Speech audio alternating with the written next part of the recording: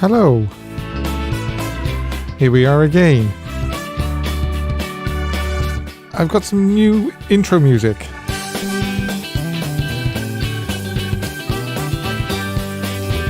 I hope it's growing on people.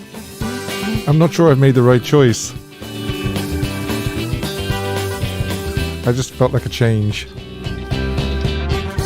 So, here we go again. Welcome once again to Elvis the Ultimate Fan Channel. Your channel. Made by a fan for fans.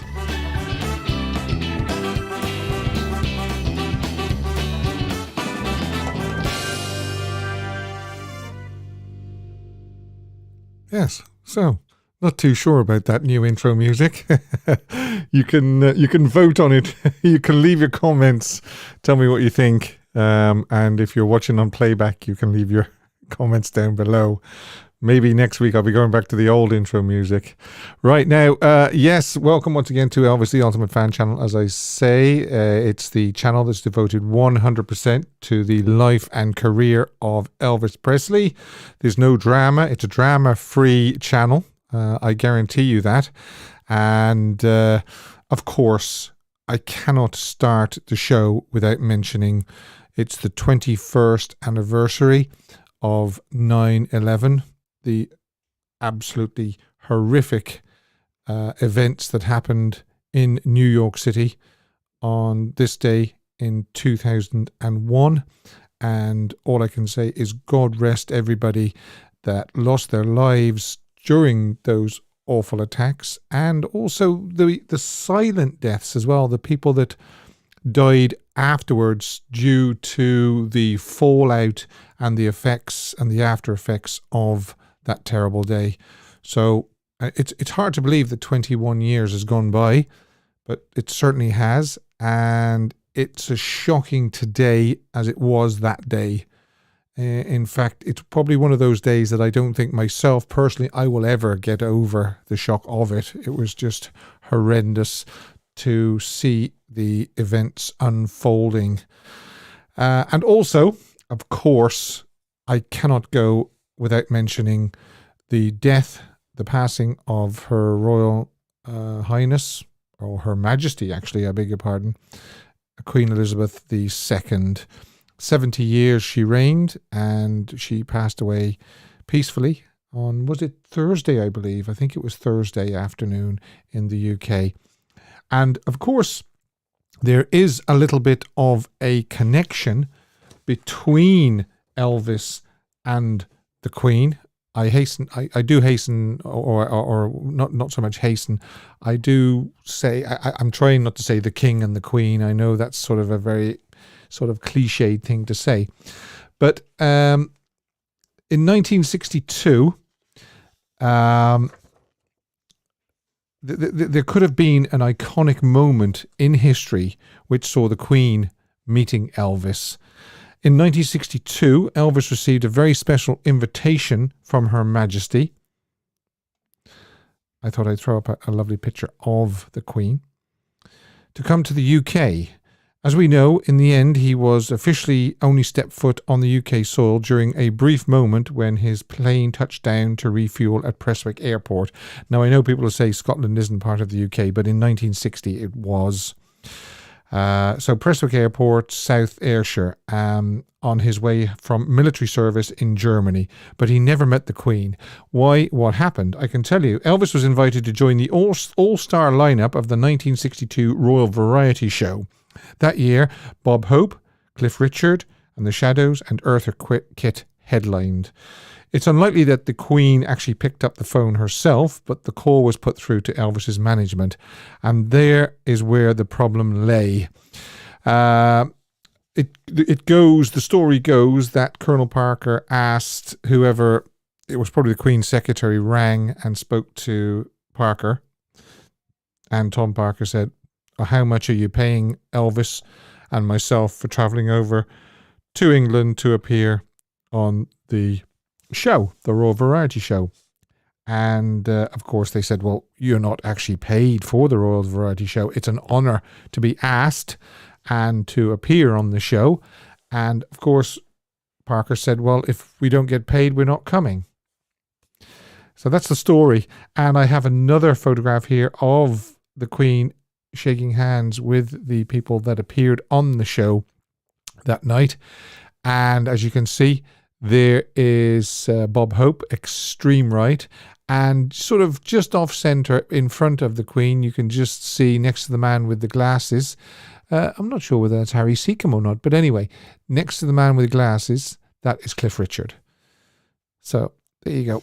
So Elvis was invited by the Queen to appear, but Colonel Parker turned it down.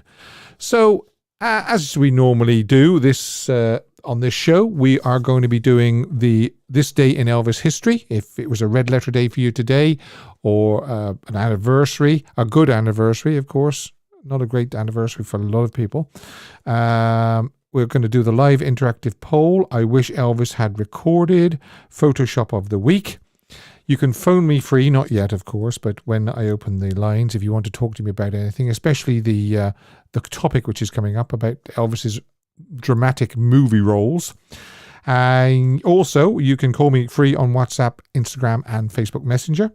And don't forget, as you can see on the screen, you can also click on a link below, which will take you to Elvis Radio 24, and he plays, 365 days a year, his songs, rehearsals, alternative takes, and live performances.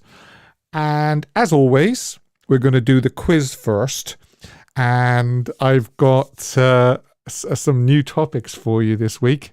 I hope you'll enjoy them. I've got 3 on one topic and 3 on another.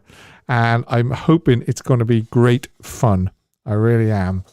So without further ado, I'm going to actually launch into the quiz if Maxine is ready, because Maxine is my moderator and she keeps me in line.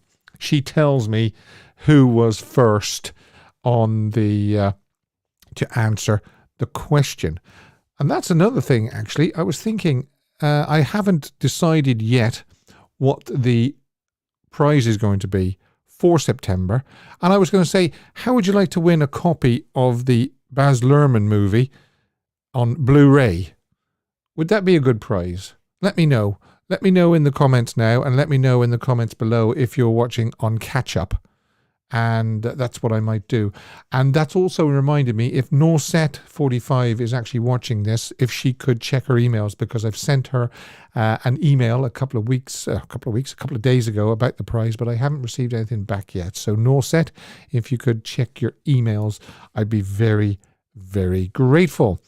I'm also grateful for the emails and messages and cups of coffee and so forth that people buy me during the week.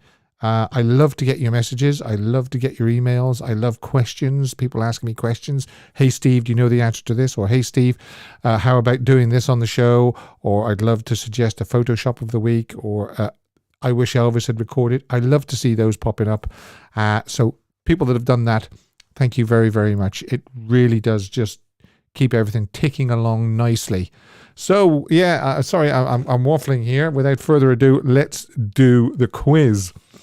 And the first 3 are going to be name that voice.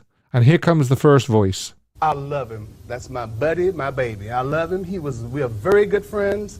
And it was a very great loss to the music world. Elvis is one of the greatest performers ever lived in this world. And electrifying, elevated. Oh, he's just, you can't say enough.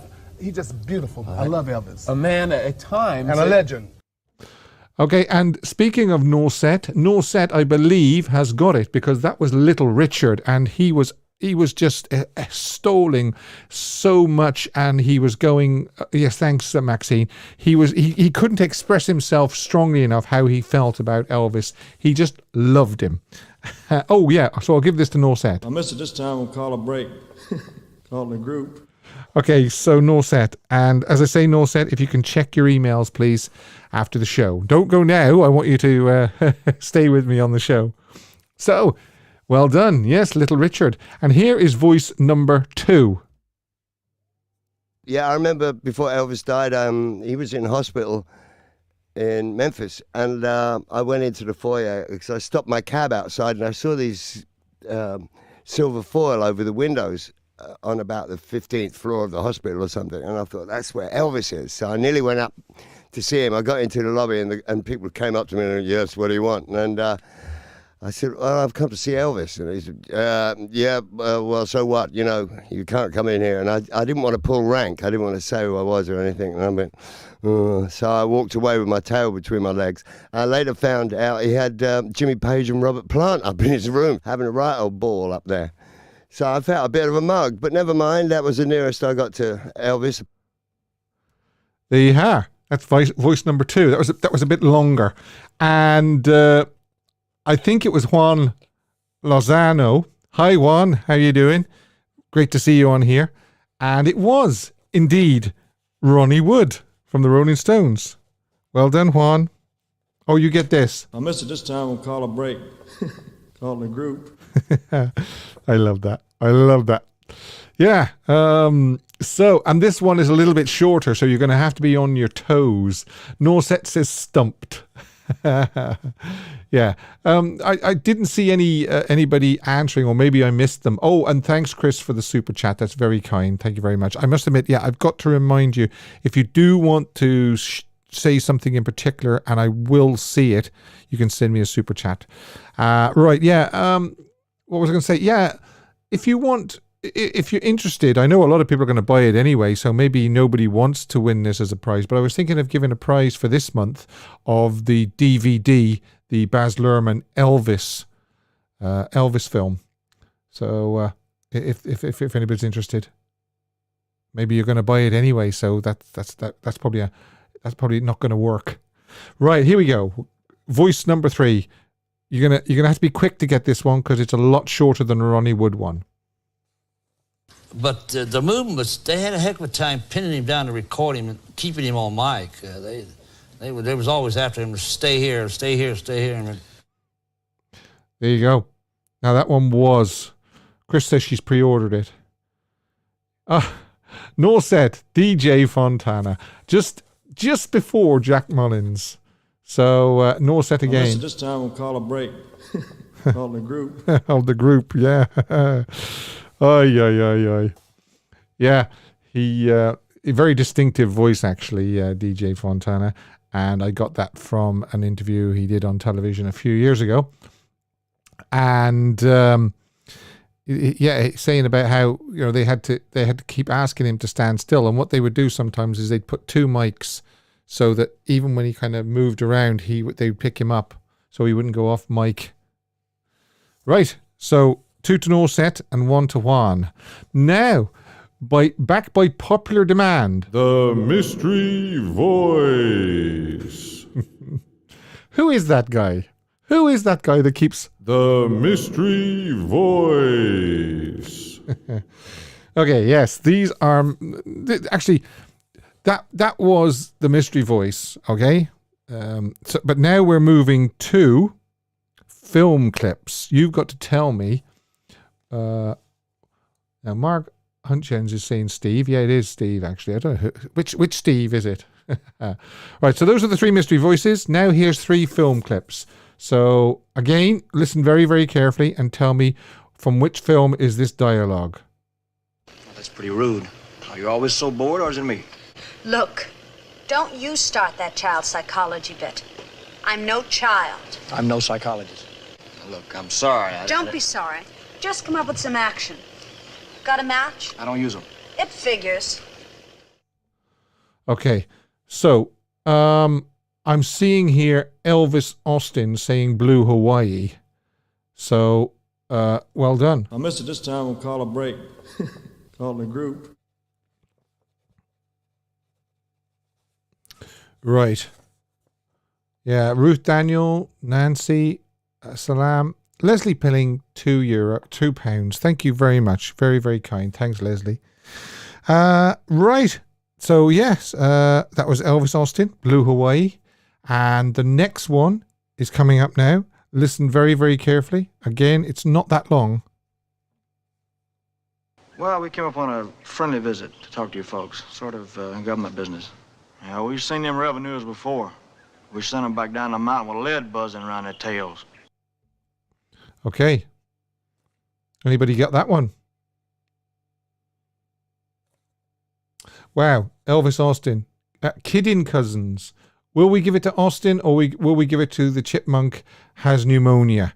Because even though I know what he was meaning, he said kidding cousins, kissing cousins. But that's what it was. I missed it this time. We'll call a break. Call the group. Will we let Maxine decide? Will we give it to the Chipmunk, or will we give it to Elvis Austin? Kissing cousins. Elvis playing 2 parts. Dark-haired and blonde-haired. What do you think, people? I'll throw a copy of my new book in as part of the prize if you like. Oh, yes, please, Lesley. Yes, don't forget. Take My Hand, Take My Whole Life Too is a new book by Lesley. I will give that a mention again next week for you, Lesley. I haven't got the pictures queued up today. I'd say give them both a point each. So Elvis Austin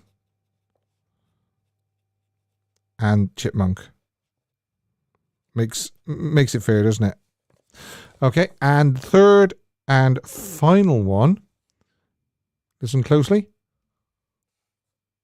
You know who done it, don't you? You. Well, that's not going to do any good. Wasting all that time. You and them other people at the crossing. Well, I couldn't have done anything anyway. Well, I saw that wound. You didn't want to do anything. None of you. Oh, that's not true. And you neither, for all I know. Stop that. But you saw him, arguing and stalling, all time Ma's dying. Right.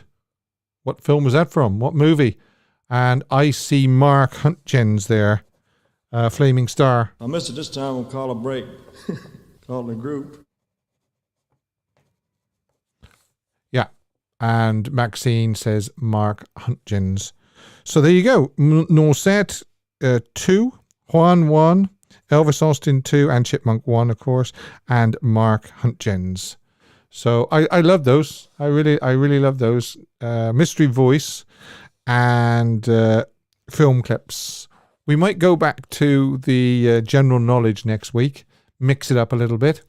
But we definitely haven't finished with the Mystery Voice. Okay, we definitely haven't finished with the Mystery Voice. We're going to open the phone lines in a minute because I want people to comment on this. I would love for people to ring me and tell me what they think of this, and particularly what they think of the options I'm going to give them on the poll. And you will see the poll come up in a minute on the chat, at the top of the chat. But this is basically what I wanted to talk about. It was Flaming Star, and I got the idea when I was doing one of the soundtrack clips, because I was looking through some of the clips on YouTube of Flaming Star, and it was while compiling the week's quiz questions, and it made me think about the hotly debated topic of Elvis's acting ability and the course his movie career took post-army. We know that Elvis always wanted to be taken seriously as an actor, but by the time Elvis got back to the States in 1960 after 2 years in the army, Tom Parker had by and large settled on what would be Elvis's big screen persona, a dreamy smile and a few innocuous and often uninspired show tunes. Of course, this is sort of written by a critic, but this is the way the critic looked at it. There's a reason Baz Luhrmann's Elvis epic spent only a scant 102 seconds on Elvis's years in Hollywood. Would you believe that? 102 seconds. That's all that was in the movie. About 2 hours, 39 minutes, and it's 102 seconds.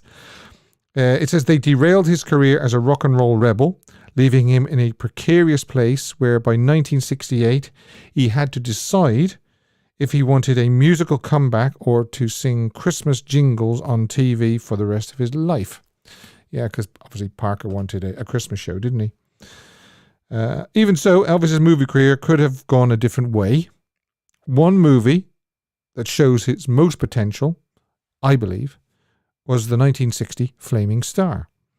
Directed by Don Siegel, Invasion of the Body Snatchers, and eventually Dirty Harry, Flaming Star really was one of those first few films Elvis made after getting out of the army, attempting to become a Dean, or James Dean or Marlon Brando.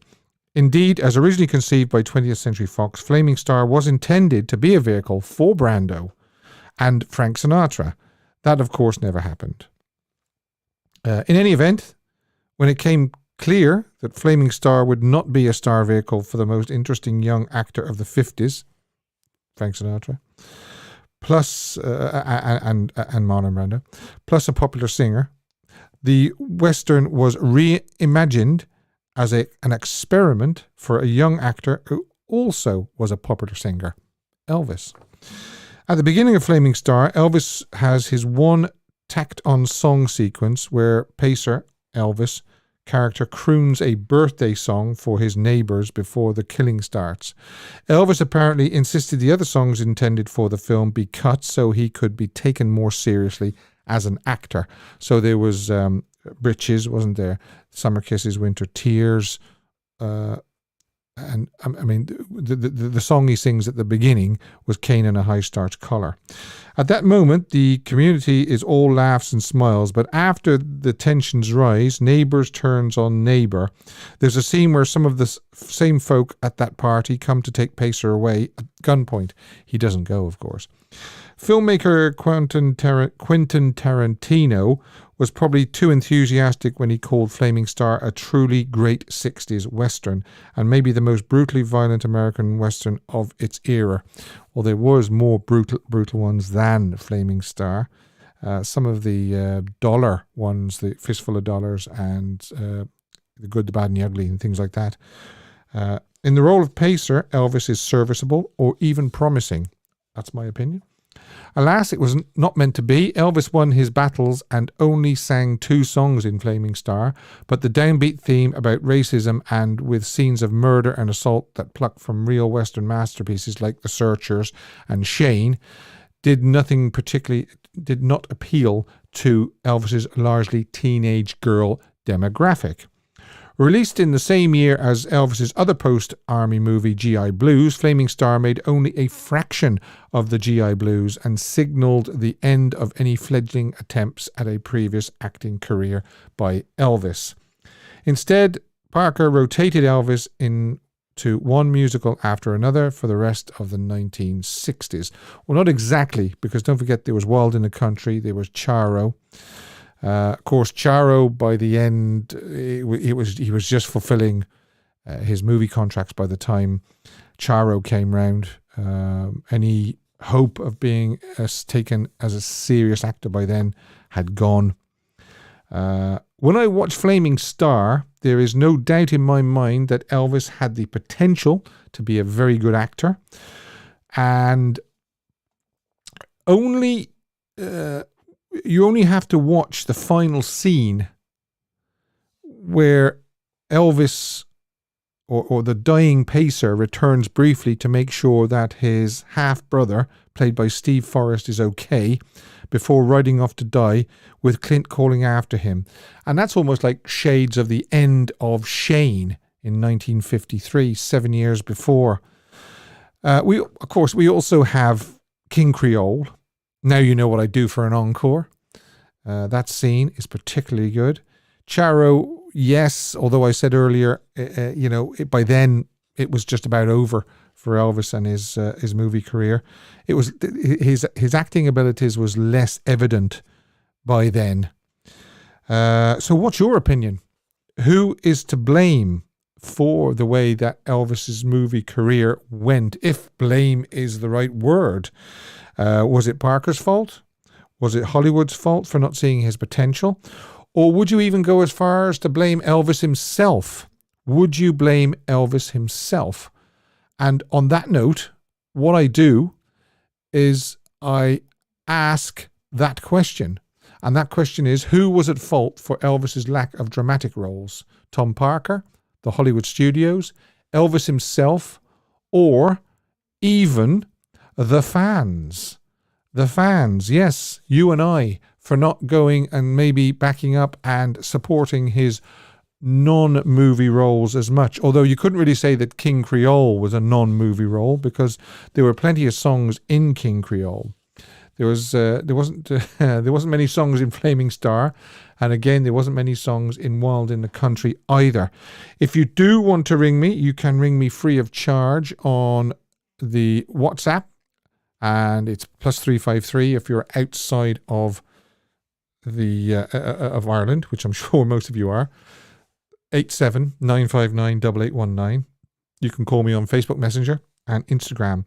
And what I do is I actually take this phone off Do Not Disturb, and away you go. Straight away. Hi, Maxine. Hello, Steve. Hiya. You right? How are you? I'm really good. So what do you think of Elvis's dramatic roles, and why did they fail? Why did it go in the direction that it went? He was brilliant at the end of Flaming Star. Yeah, the sort of the little the mini monologue at the end when he sat on the horse. Yeah.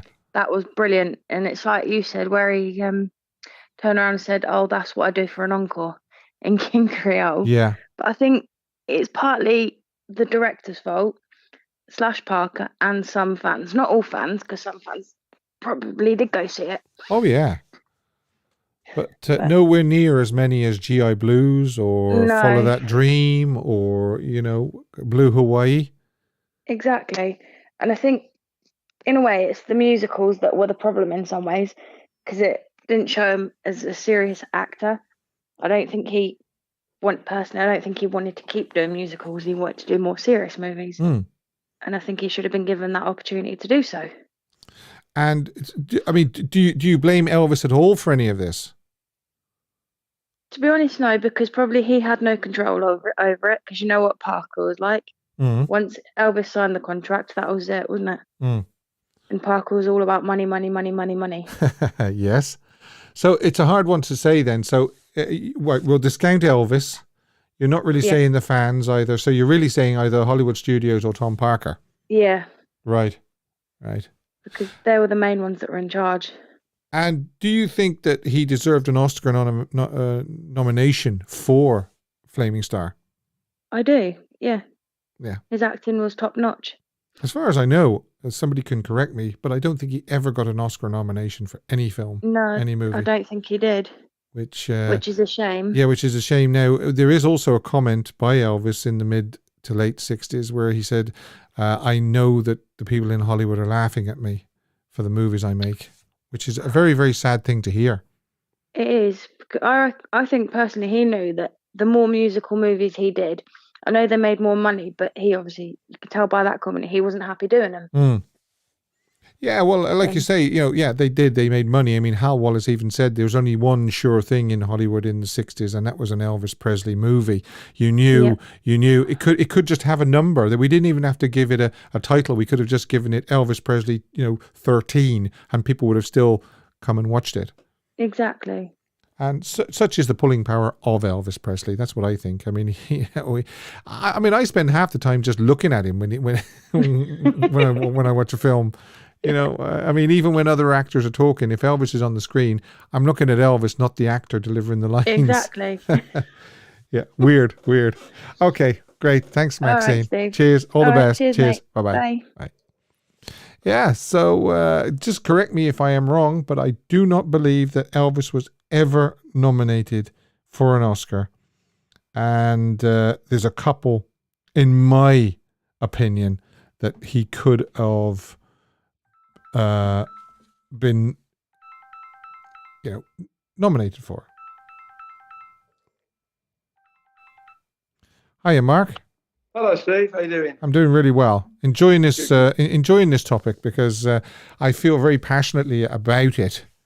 Yeah, I can tell. You might know this. He wasn't nominated for any Oscars, was he? No, not as far as I know. No. It's a shame. Yeah, I agree what you say about Flaming Star. I always think that. I think Flaming Star is probably in my top 3 films that he did. Yeah.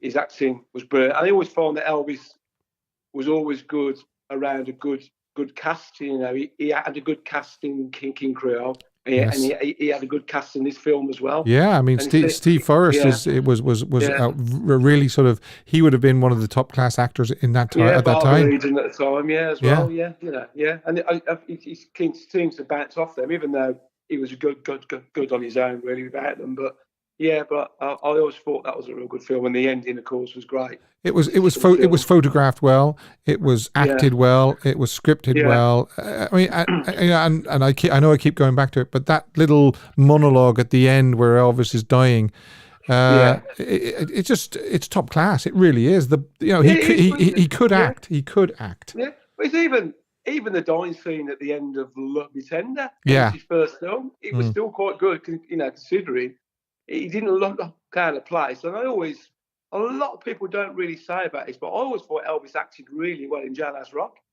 Put some great scenes in that film. Yeah, that shone him. That brought him on to the next one, really, like King Creole. But I think he shone well with that one, and Wild in the Country again showed his acting. I think, we've often said, haven't we, that even in the most mediocre role, he still gave it his all. Yeah, that dream as well, wasn't it? Like we talked about the comedian, a little bit of him being a comedian and acting like it. It set well with that film, didn't it? And then obviously later on, Charo. Yeah. I thought, was again, he acted well. He looked good in it, for what he had to do. The Trouble with Girls and Change of Habit was different film, so it showed him again. Look, it's just a shame, but my opinion is that Parker was behind it. Right, so you would vote for Parker on whose fault it was. For Parker. Yeah. You could probably say a little bit of Elvis himself in a way, but not straight away. I would have thought that maybe from 64, 65, Elvis was getting a bit bored of the films then anyway. He should have said something then, but if he was tied into all these contracts and he couldn't do anything, didn't? And the scripts were all written, and I suppose he couldn't do a lot, but you could tell by 65 the latest. I always say after Viva Las Vegas, then the change could have come. A lot of people say that Viva Las Vegas was the best movie until sort of 68, 69 again. Well, that's and I just think if you'd have gone a little bit a different direction then and done some, he could have started in films with John Wayne and all sorts, Yeah, well, wasn't he supposed to take the part that Glenn Campbell took in True Grit? True Grit, yeah. And what was that other one that 1959, the one with Dean Martin in, and they're in the jail. Rio Bravo. Yeah, I think it is. Yeah. I think that was meant for Elvis as well, but by then he'd obviously been drafted. Yeah, that's it. You can see him in them roles because obviously the Dean Martin was the kind of same type of role and actor type thing at the time. But it got missed on so many opportunities of other films. And did Robert Mitchum want him to be in Thunder Road as well? And instead of Robert Mitchum going to Parker, he went direct to Elvis, and Parker got wind of it and he went berserk, I believe. Yeah, of course, yeah. I suppose Elvis didn't even know half the things that could have been to him, but he was passed by the curl. He wouldn't have told him. And I believe, was that right as well? He was considered for West Side Story. Yeah, that's another one, I believe. Yeah, he was, wasn't he? Yeah. Again, you could see Elvis in that, couldn't you? Really? Yeah. So many missed opportunities, but Flaming Star has to be one of the best, without a doubt. Yeah. Well, he made 31 feature films, including the 2 documentaries. But you've got to say there's probably a good 10 good films out of them. The rest are okay, but you could say he should be proud of some of the films he did. I know he probably wasn't, but. But when a casual fan thinks of Elvis's movie career, they don't immediately think of Flaming Star. They think of him. No. They think of Blue Hawaii, and they think of Follow That Dream. Girls. Yes, that's right. They do. Yeah. Unfortunately, it's a beach film. They see Elvis as a beach film because really, in the late 80s and the 80s and the 90s, it was always these films that were shown. Yeah, Fun in Acapulco. The general public didn't see the other films, and it's a shame because honestly, I'm glad now that they are showing a few more, the ones that they have done, in the past few weeks and stuff on Sky and different, and it gets the fans into it. And it's a shame that we didn't get a little bit more of the movie stuff in the movie, really, wasn't it? Yeah. It was so short. 102 seconds. Yeah. Yeah. Well, 10 years of Elvis in the movies, it could have been a little bit more, really, couldn't it? Yeah. But I suppose it was about the relationship, but. Yeah, it was about the relationship, but unfortunately, those 102 seconds give the impression that just Elvis just did beach movies. I know they said Flaming Star was his first dramatic role, which it wasn't really. Yeah. I don't know why it was said that, but anyway. No. But yeah, it's a shame. But I watched that film not long ago and I thought it was great. And it's a shame it's not on the TV a little bit more. Yeah, I agree. Thanks, Mark. Yeah. All right, cheers. Dave. All the best. Bye-bye. Bye-bye. Yeah. Unfortunately, Flaming Star and Charo and King Creole, probably not either. They're not the first thing that springs to people's minds if they're casual fans or just very, very, so not even non-fans. If you asked a non-fan about Elvis's movie career, they wouldn't name those three pictures. Hello. Hi, Steve. How are you? Hey, Salam. How you doing? I'm doing fine. I love this topic today. Do ya? Good. I like it too. Yeah. The picture you have displayed is absolutely gorgeous. Yeah. And it actually, when I see that part in the movie, it makes the hairs on the back of my neck stand up because I just feel he's really doing a great performance there, sat there dying. He's dying, but he won't stay. Steve Forrest, Clint is asking him to stay, but he won't. The heartbreaking thing is that he was so young in these films, and you can see he did his best. Like, he wanted to do his best. He wanted to give his all, and they just wouldn't give him a chance. And he did so well in Wild in the Country. Yeah. Even Loving You, he was really good in that one. And just the films got progressively worse I think because of just business money, the studios, Parker, and even, Elvis, he was young. People forget he was in his 20s when they say, oh, he should have, stood up to Tom Parker. If we all remember ourselves at 22, 23, we're not very, we don't confident. Speak up for ourselves when we're that young. Yeah. Well, I mean, he never expected to sing in the movies. I mean, we have it on record that he told June Juanico that he wasn't going to sing, and then he phoned her up and said they've introduced 3 or 4 songs into this movie, and I'm not that happy about it. Yeah, and I feel like he didn't have, I don't want to say the confidence, but because he was so young and the business is new to him and he doesn't know. I think people back then weren't focused on art as much as we need to survive. And Elvis too, he needed to make money. He trusted the Colonel with all his business and all his, deals. And he thought, the Colonel was this big businessman. So, I think he just didn't talk back as much as he could have or should have.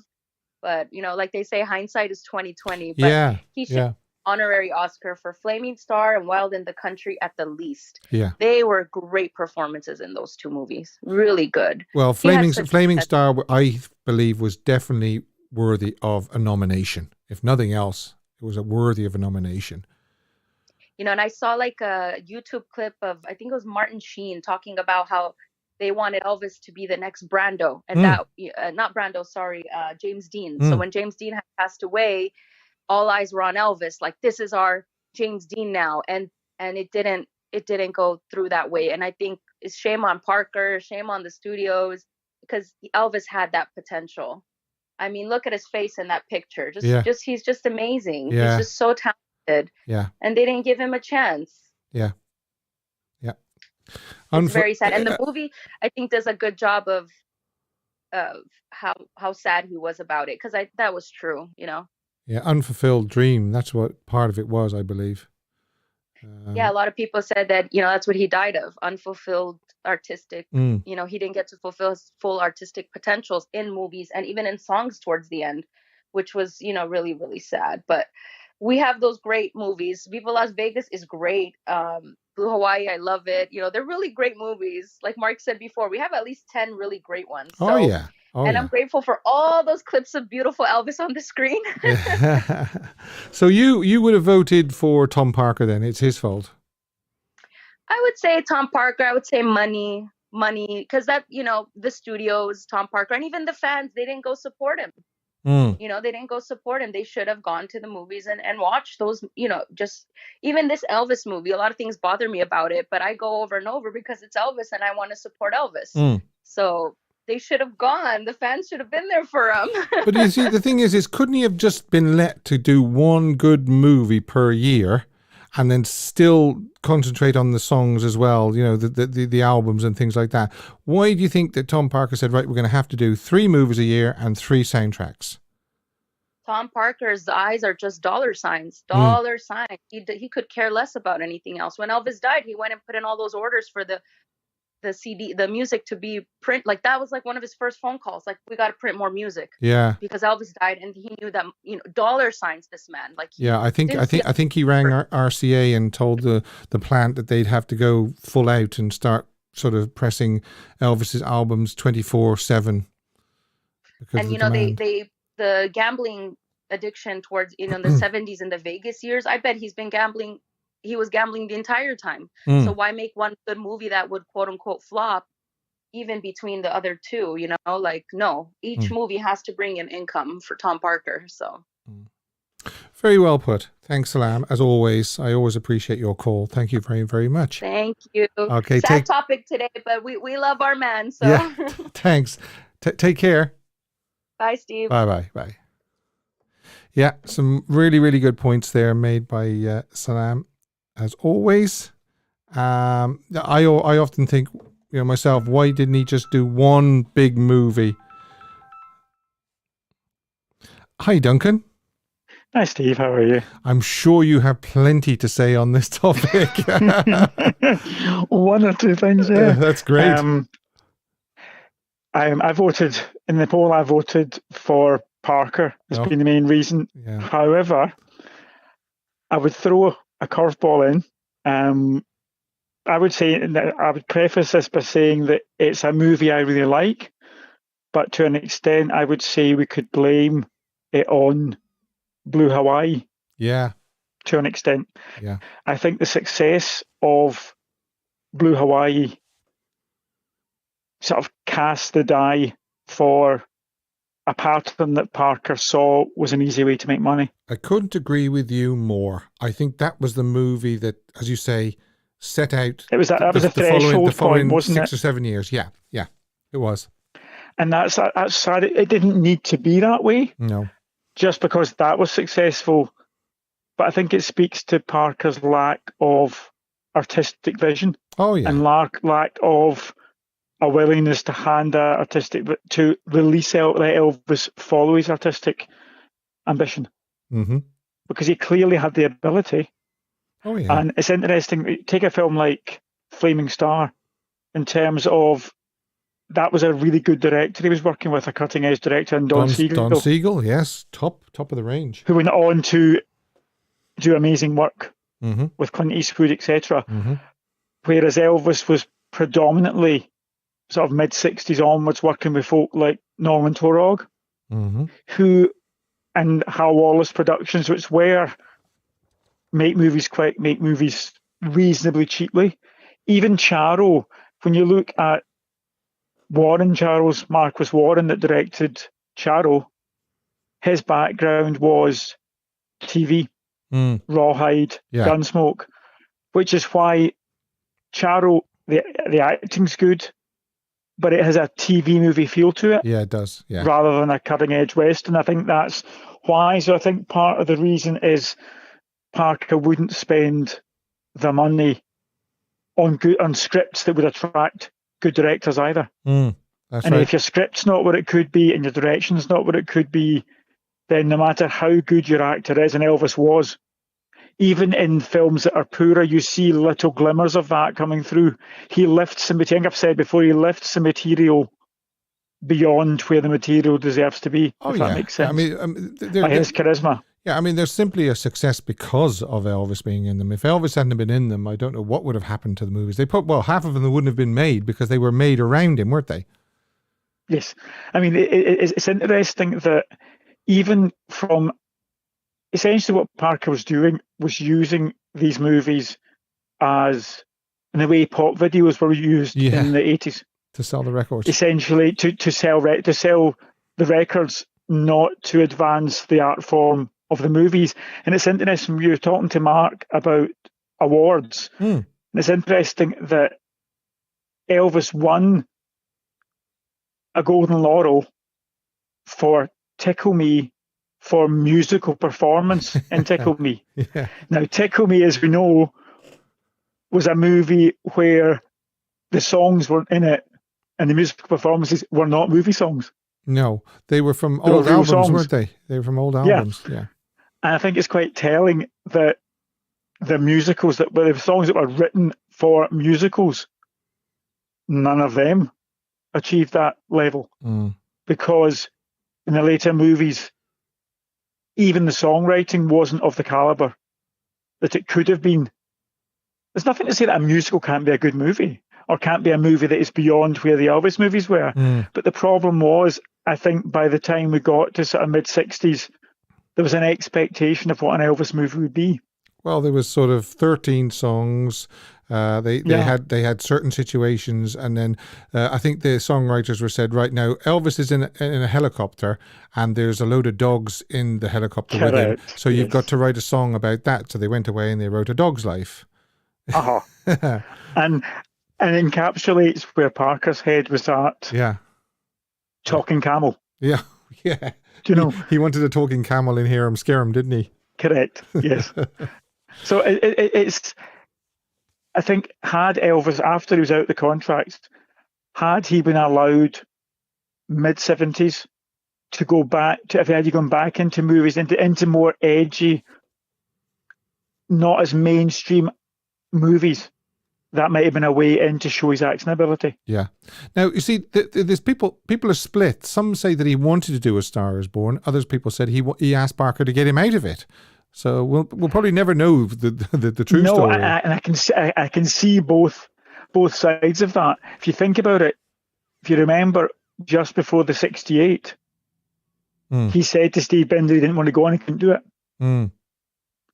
So could it be that he wanted to do A Star Is Born and then felt, but am I up to it? Because we know that he was quite self-deprecating, quite self-critical. Yeah. And there's just been so many we've talked about. Midnight Cowboy, for example, was another one that was attached to Elvis. And you can just imagine from what you've seen glimmers of throughout Flaming Star and in many others in Wild in the Country, the courtroom scene in Follow That Dream. Yeah, that's another one. example. Yeah. It's his ability to his timing and delivery of his lines and his raw emotionality wrapped up in the charisma that he had came through. And things that movies like Tickle Me, his comic timing is spot on. Yeah, and that's not easy. So I think he could have been a great dramatic actor, and he could have been a great comedic actor as well. Absolutely agree. Yeah, absolutely.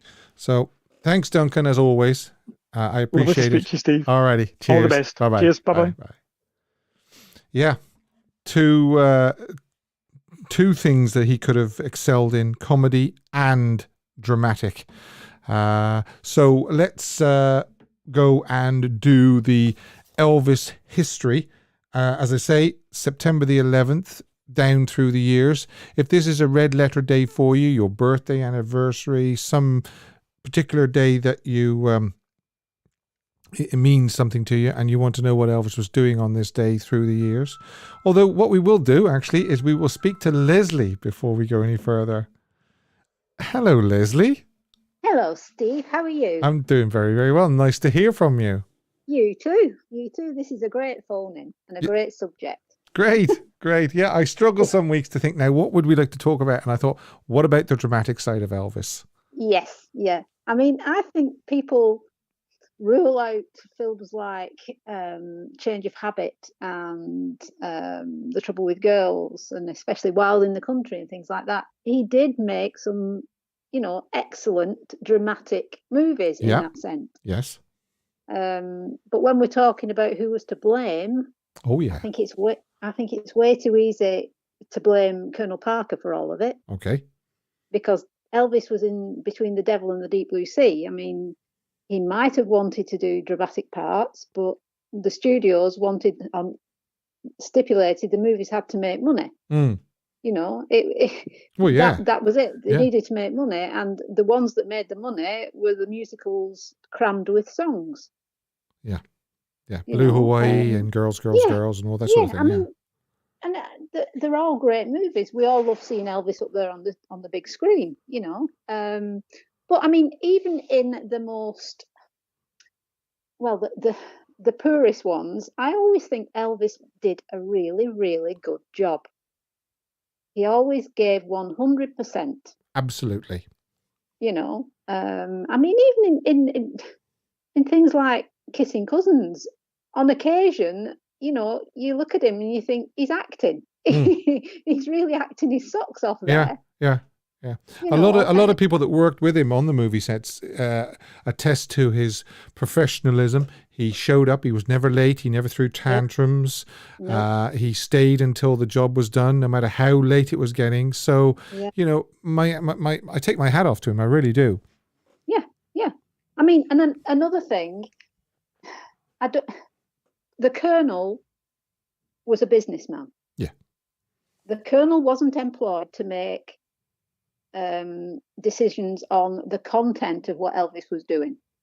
The Colonel was there to make money, and when you look at it from that point of view, he did a hell of a job. Right. Okay. Making money for himself and for Elvis. That's what his job was. Mm-hmm. And Elvis, it's a fact, Elvis didn't want the Colonel to get involved artistically.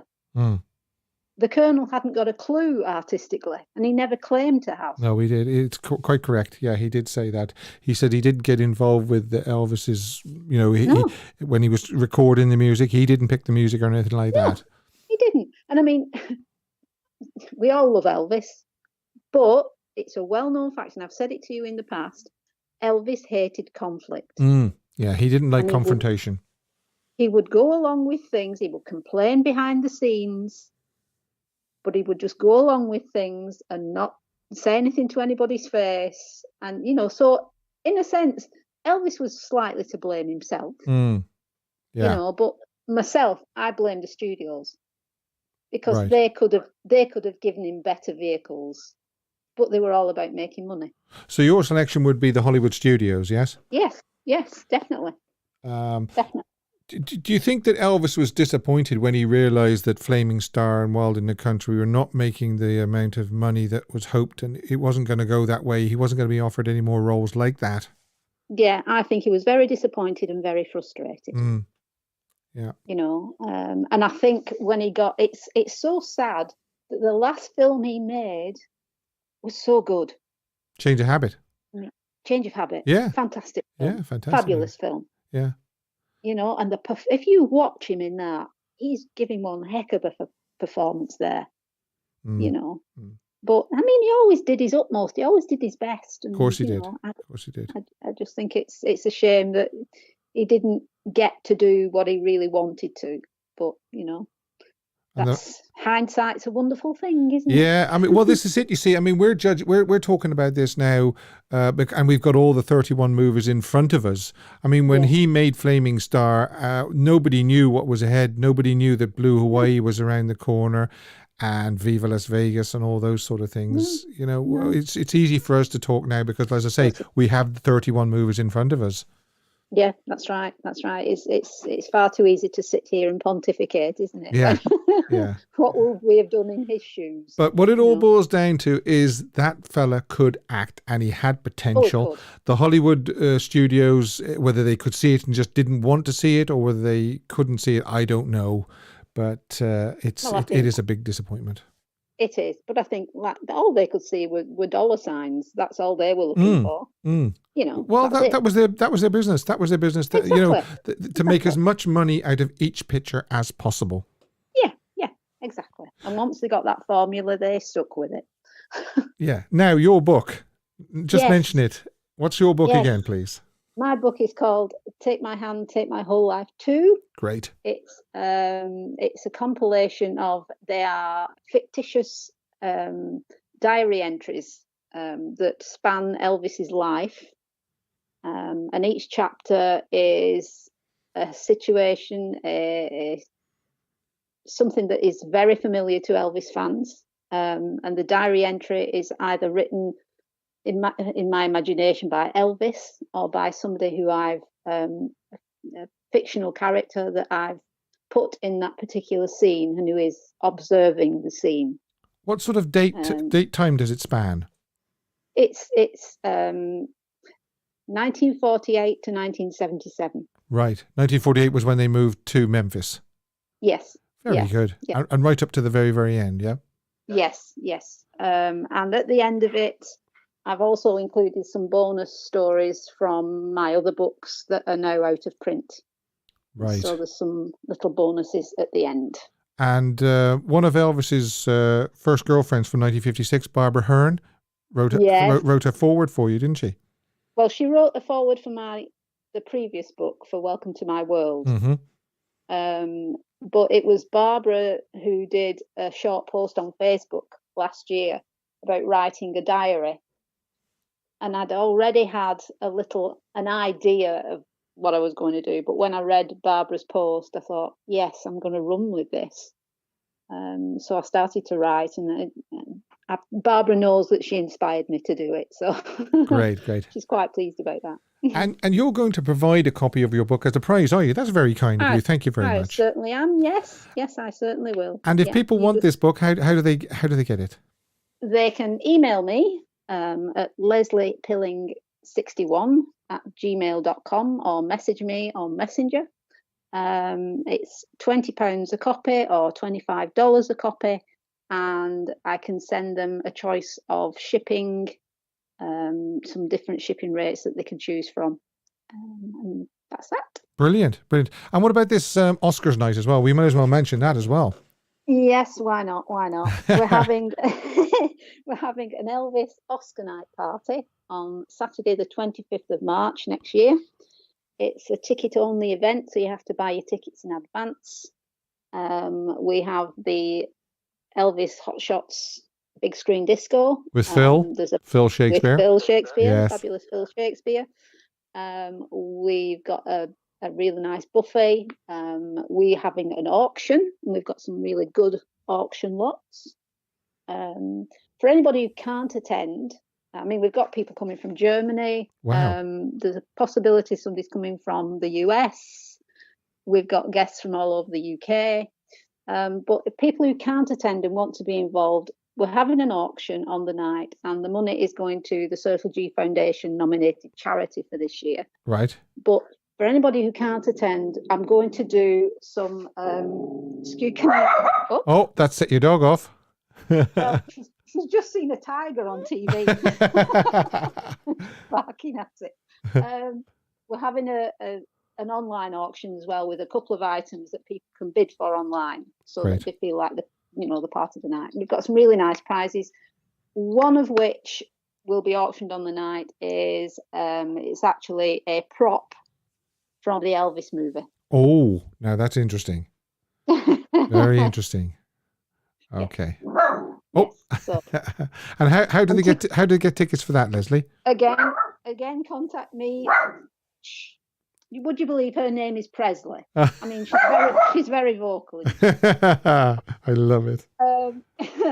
Tickets from me, they are £25 each. You can get them from me at the same email address, right, or Messenger. Right. Okay, that's great. It's going well. That's I mean, great. it's another 5 or 6 months away, and we've sold just over half the tickets. Oh, brilliant, so brilliant! But there's still some available. Great. Yeah. Okay. All right. All right. Well, I'll let you attend to Presley anyway. Oh, she could cause trouble in an empty house. Thanks, Lesley. Thank you very much. Cheers. Care. All the best. Bye-bye. Bye. So there you go. Yes.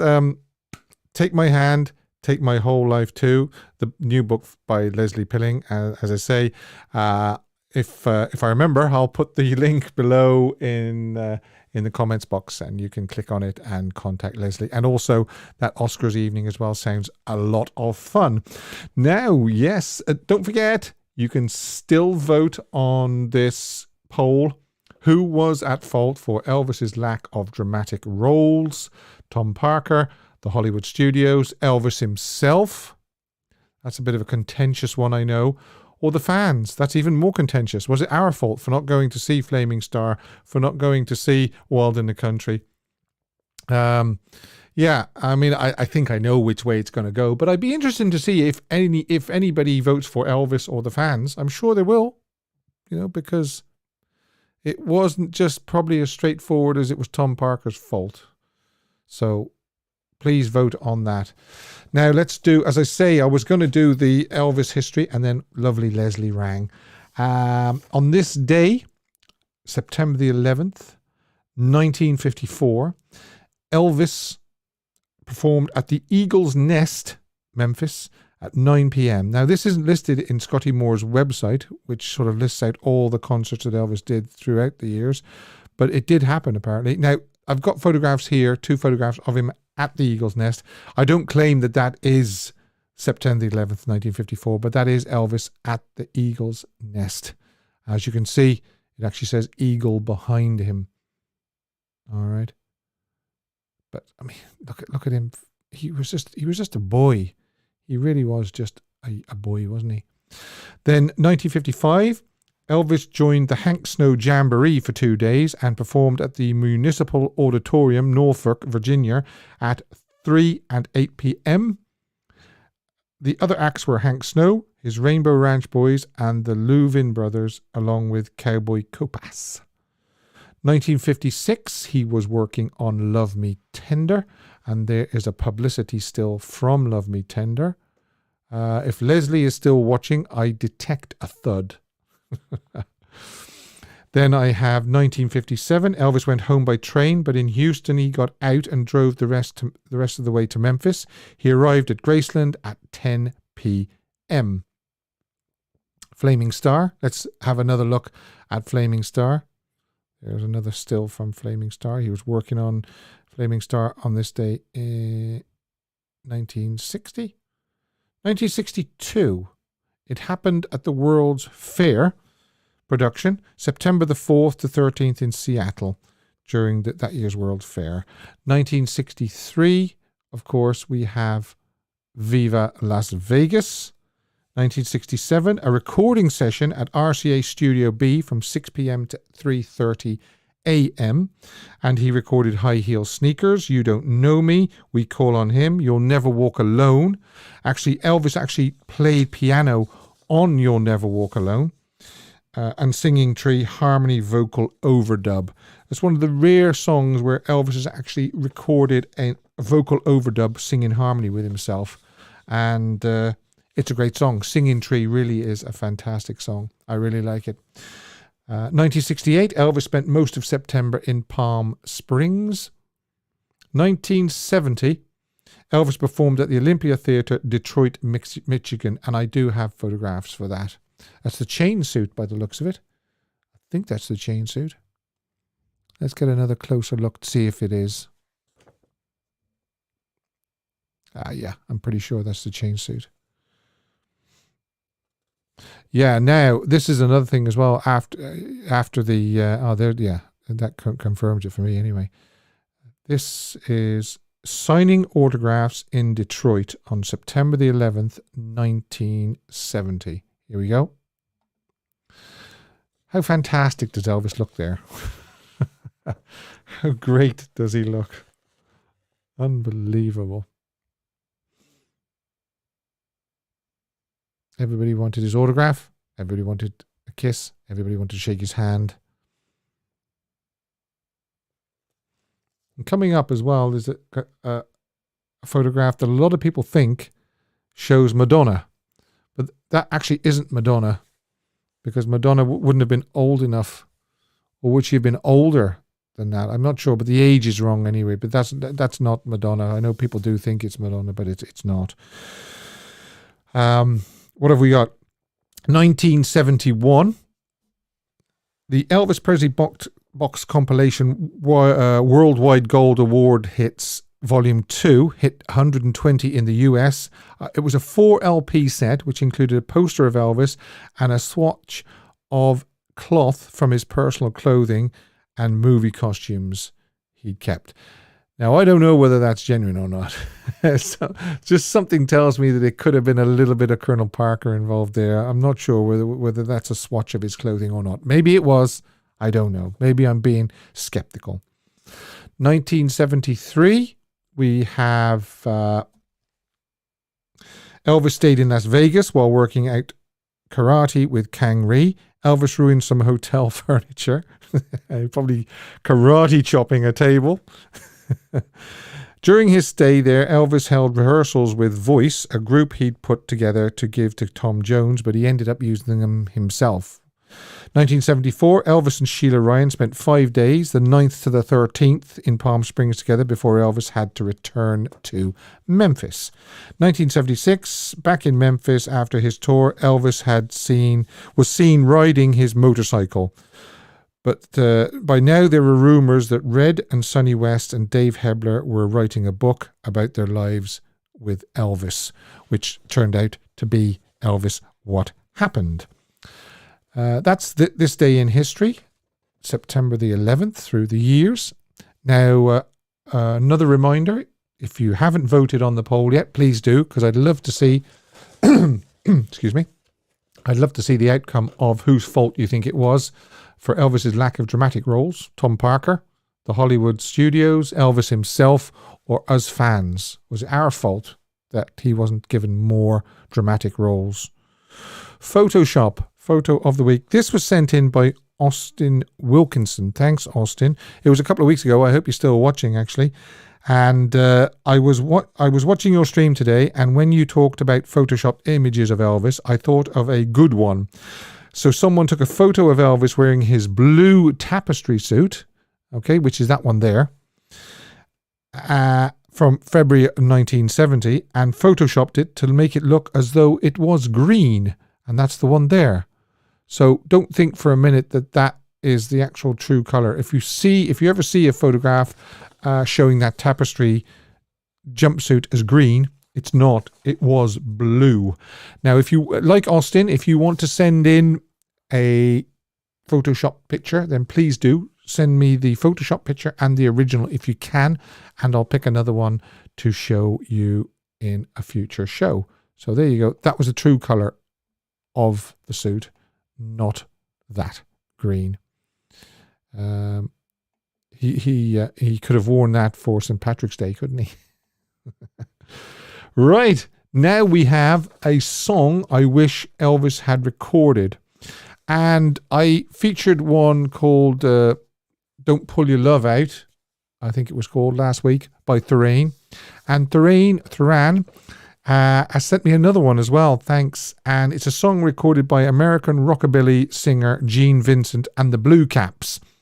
The song was recorded at Capitol Studios in Los Angeles and released as a 45 single with Wear My Ring, co-written by Bobby Darin as the B-side. Gene Vincent performed the song on his first appearance on the TV American Bandstand hosted by Dick Clark. The song was produced by Ken Nelson. Bernice Bedwell wrote the song. I'm going to tell you what it is in a second. Who played it over the telephone to Vincent. He also recorded In My Dreams and Lonesome Boy by Bedwell. The song is called A Lot of Lovin', or actually just Lot of Lovin', actually. Gene Vincent and the Blue Caps. It reached number 7 on the US R&B chart and number 13 on the US pop chart in 1957. And I'm going to put a link below so that you can listen to that if you're not familiar with it. And it's a song that Thuran wished that maybe Elvis had recorded. If there's a song that you often hear somebody else singing and you wish Elvis had recorded, then send it in to me and I will pick one or two or three and do it in a future show. Now, let's see what the outcome is on the poll. This is going to be very interesting. Who was at fault for Elvis' lack of dramatic roles in the movies? Tom Parker, the Hollywood studios, Elvis, or us fans? And let me see. I'm going to end the poll. And I'm going to...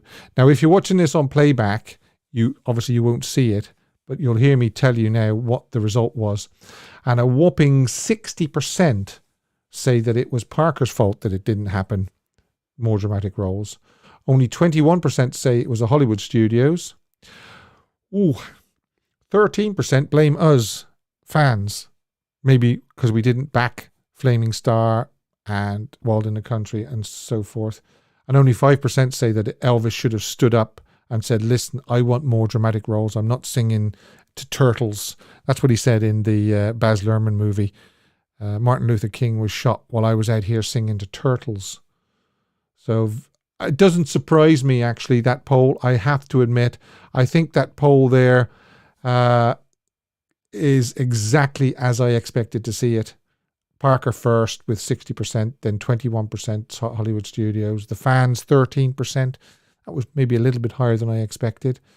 And then obviously 5%. 5% of people thought it was Elvis's fault.